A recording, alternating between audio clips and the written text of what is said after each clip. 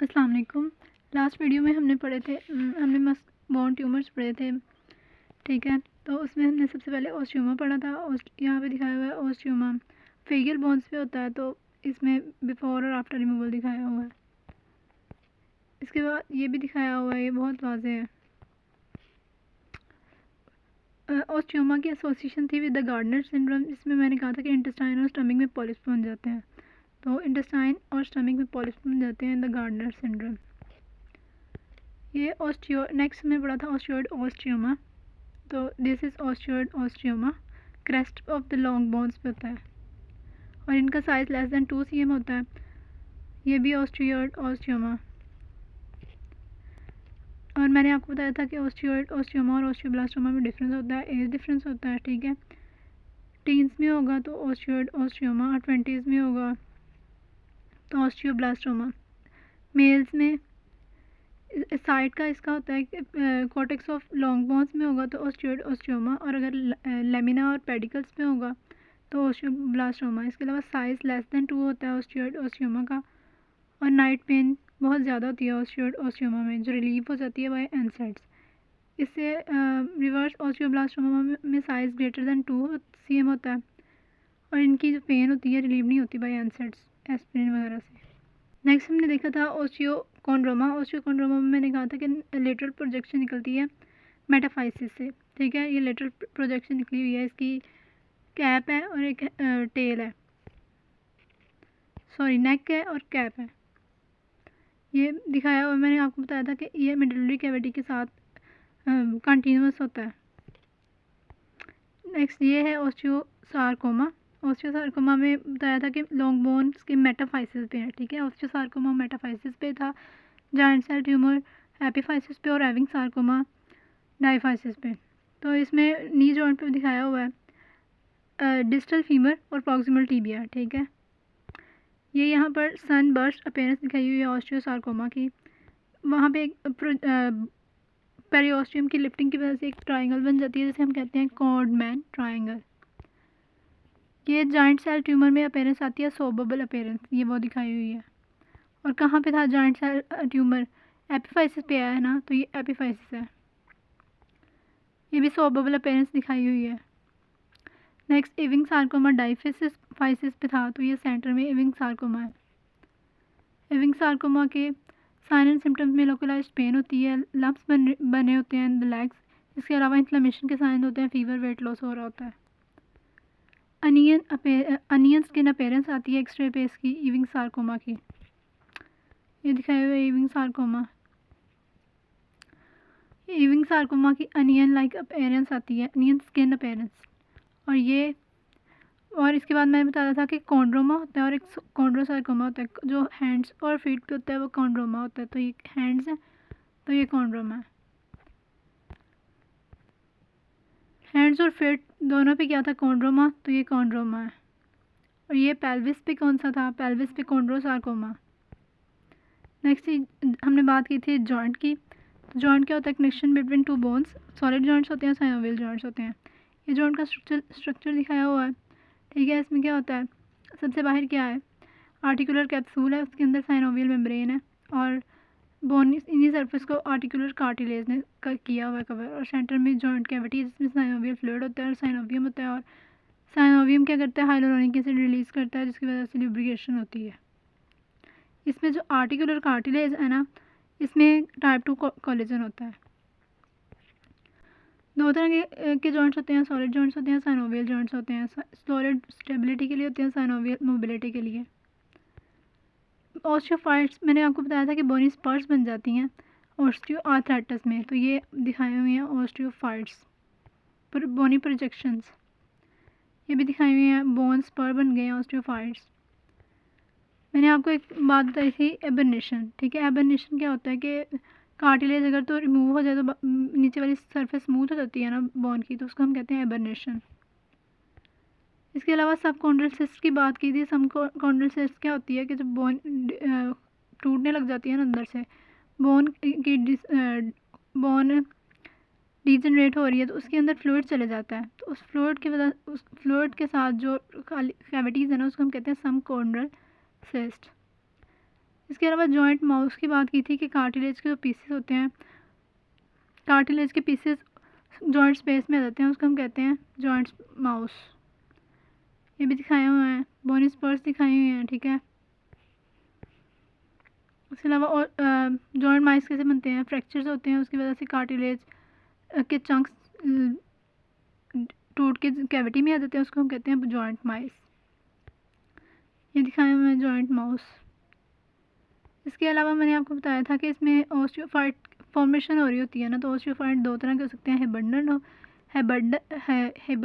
हो सकते हैं और बचार्ड हो सकते हैं। अगर तो प्रॉक्सिमल जॉइंट्स में है तो बचार्ड, और अगर डिस्टल जॉइंट्स में है तो हेबर्डन्स।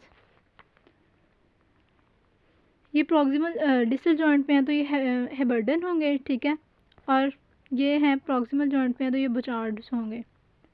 ये रेडियल डेविएशन होती जाती है in the rheumatoid arthritis, wrist की रेडियल डेविएशन हो जाती है रूमेटॉइड आर्थराइटिस में। ये रेडियल रूमेटॉइड आर्थराइटिस में पेनस फॉर्मेशन होती है, ठीक है। ये पेनस फॉर्मेशन दिखाई हुई है, वो क्या होता है, ग्रेनुलेशन टिश्यू होता है जिसमें हाइपरवैस्कुलरिटी हो जाती है। ये भी पेनस फॉर्मेशन दिखाई हुई है, this is also penis. Stages of rheumatoid arthritis में क्या होता है, सबसे पहले हेल्दी जॉइंट होता है, उसमें साइनोवाइटिस इन्फ्लेमेशन हो गई, इन्फ्लेमेशन की वजह से वहाँ पे हाइपरवैस्कुलराइजेशन हो गई, पेनस फॉर्मेशन हो गई, ठीक है। बाद में बोन्स जुड़ जाती हैं, पहले फाइबर से जुड़ती हैं और फिर बोन कनेक्शन बन जाता है, पहले फाइबर से कनेक्शन बनता है फिर बोन से। फाइबर कनेक्शन को फाइब्रस इनकाइलोसिस और बोन के कनेक्शन को बोनी इनकाइलोसिस कहते हैं।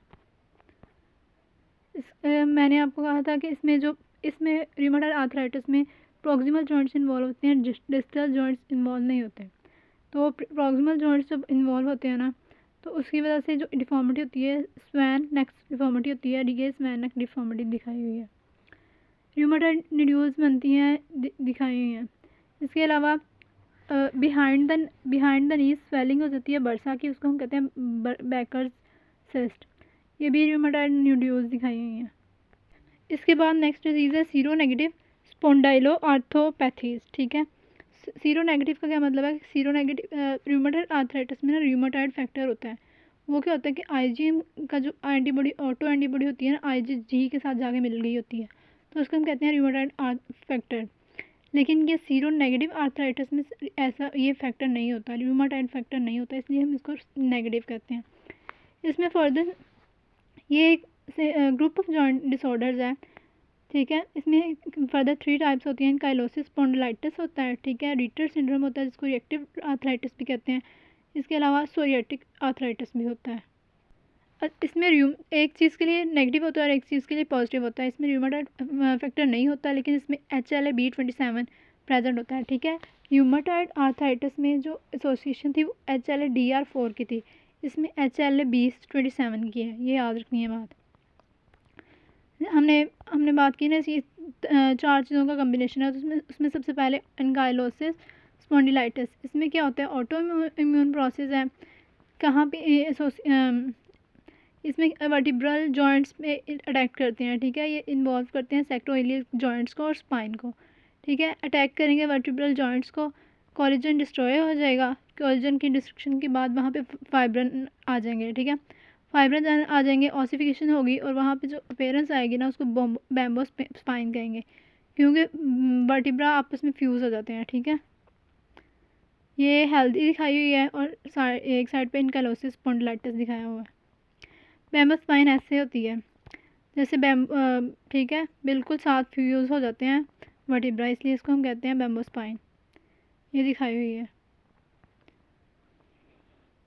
इसके अलावा सेकंड बात की थी रिएक्टिव आर्थराइटिस की, जिसको हम रिटर सिंड्रोम भी कहते हैं। इसमें ट्राइड होता है 3 चीज़ों का, can't see, can't pee, can't bend the knee, ठीक है। Can't see conjunctivitis, can't pee urethritis और can't bend the knee arthritis. Next हमने इसमें होता है psoriatic arthritis. Psoriatic arthritis, psoriasis क्या होता है, स्किन की इन्फ्लेमेशन है ना, स्किन की डिजीज़ है, तो उसके साथ साथ अगर तो जॉइंट्स इन्वॉल्व हो जाए ना, तो उसको हम कहते हैं सोरियाटिक आर्थराइटिस।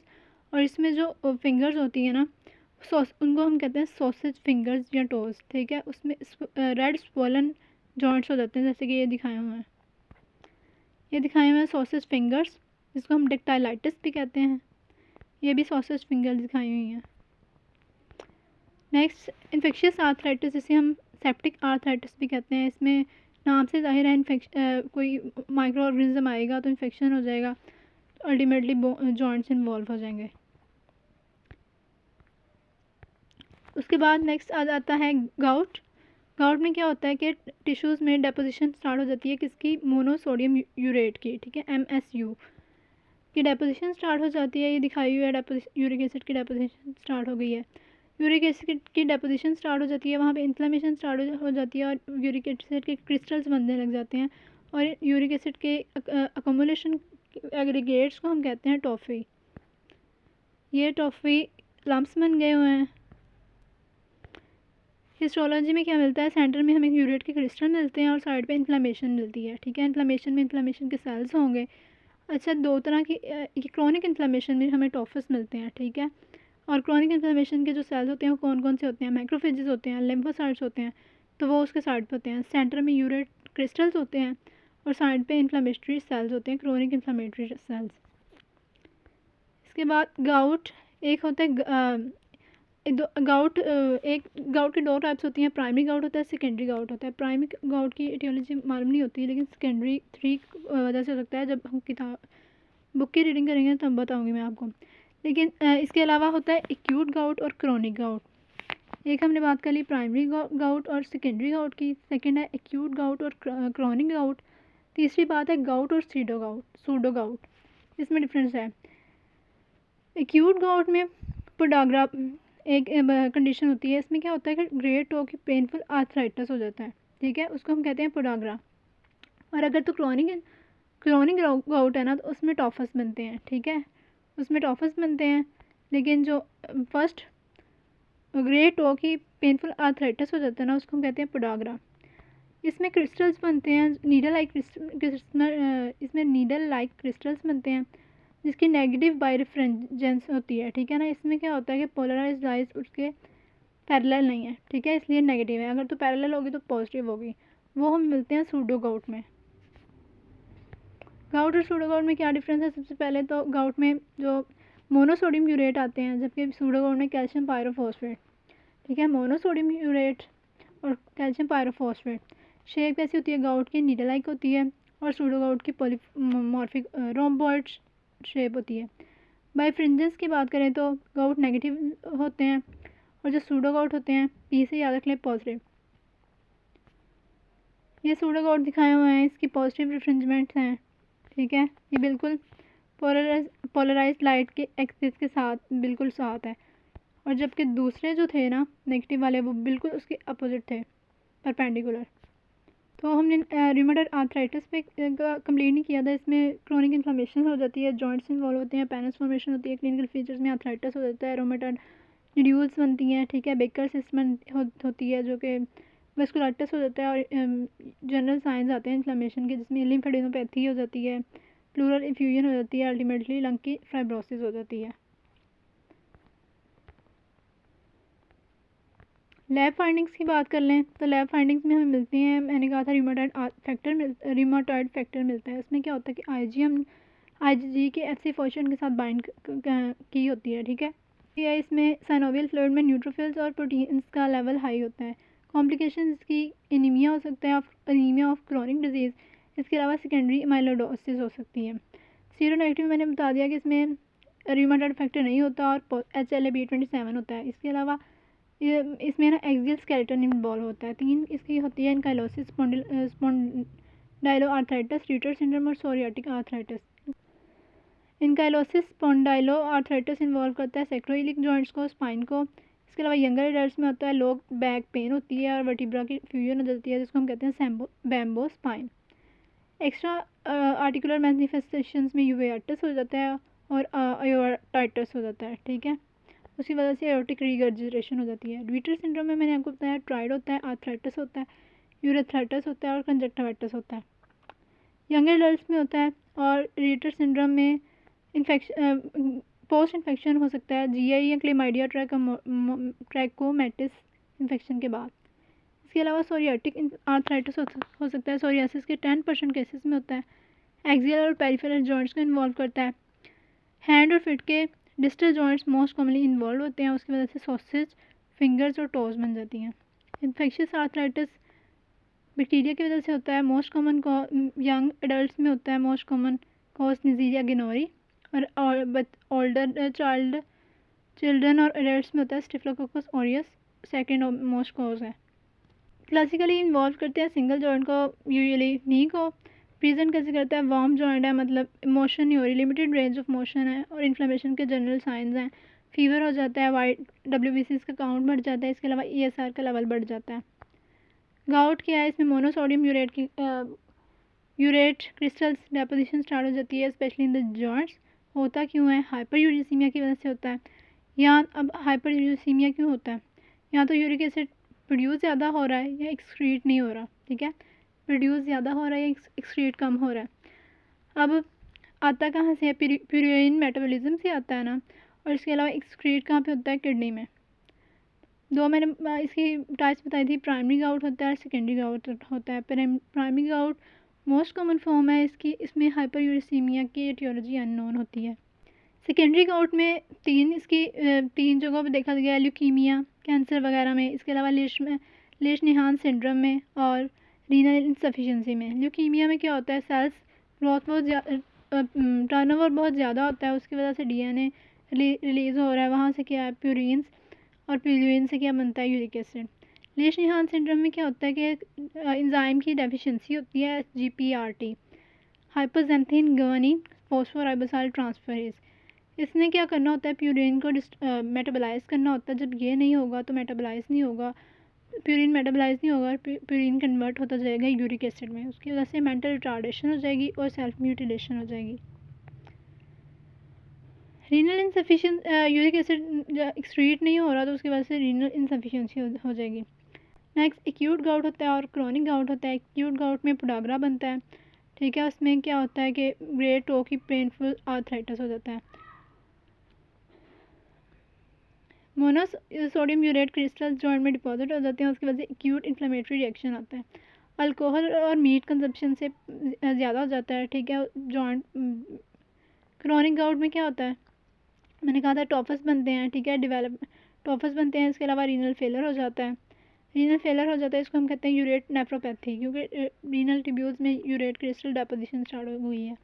और टॉफस क्या होता है, यूरेन के क्रिस्टल जब एग्रीगेट करने लग जाते हैं ना, ठीक है, उसके साइडों पे फाइब्रोसिस और जॉइंट सेल रिएक्शन हो रहा होता है, मैंने सारा आपको हिस्टोलॉजी में बताया था, ठीक है। सेंटर में यूरेट के क्रिस्टल्स होते हैं और इसके साइड पे इन्फ्लेमेटरी सेल्स होते हैं। इसके लैब फाइंडिंग्स में क्या होता है कि हाइपर यूरिसीमिया होता है और साइनोविल फ्लूइड में निडल शेप्ड क्रिस्टल्स मिलते हैं और नेगेटिव रिफ्रिंजेंस होती है। सूडो गाउट में मैंने बताया था कि क्रिस्टल्स उसमें मोनोसोडियम क्रिस्टल्स हैं, इसमें कैल्शियम पायरोफॉस्फेट डाइहाइड्रेट क्रिस्टल होते हैं, कैल्शियम पायरोफॉस्फेट डाइहाइड्रेट क्रिस्टल होते हैं, और इसकी शेप रोम्बॉइड शेप होती है और ये पॉजिटिव बाइफ्रिंजेंस होती है।